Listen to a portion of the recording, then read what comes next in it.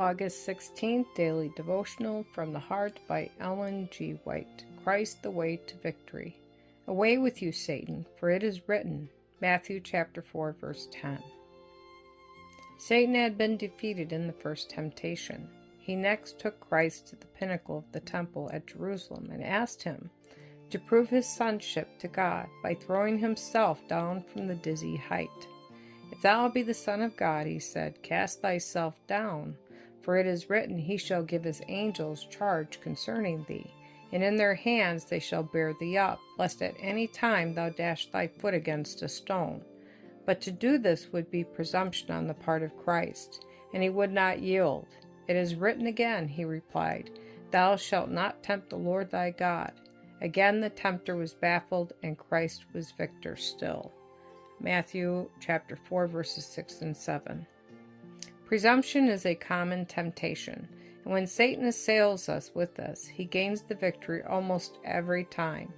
Those who claim to be enlisted in the warfare against evil frequently plunge without thought into temptation, from which it would require a miracle to bring them forth unsullied. God's precious promises are not given to strengthen us in a presumptuous course or to rely upon when we rush needlessly into danger. The Lord requires us to move with a humble dependence upon his guidance.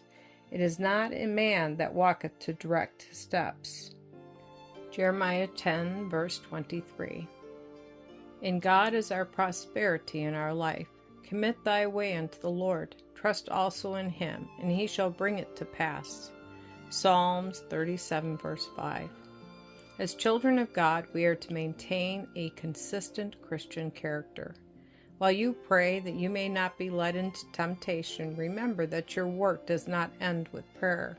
As far as possible, you must answer your own prayers by resisting temptation.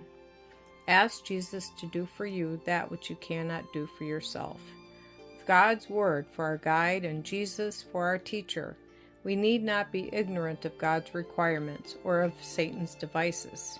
Again, the devil taketh them up into exceeding high mountain, and showeth him all the kingdoms of the world, and the glory of them, and saith unto him, all these things will I give thee, if thou wilt fall down and worship me.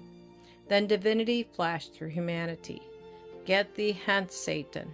Christ said, for it is written, thou shalt worship the Lord thy God, and him only shalt thou serve.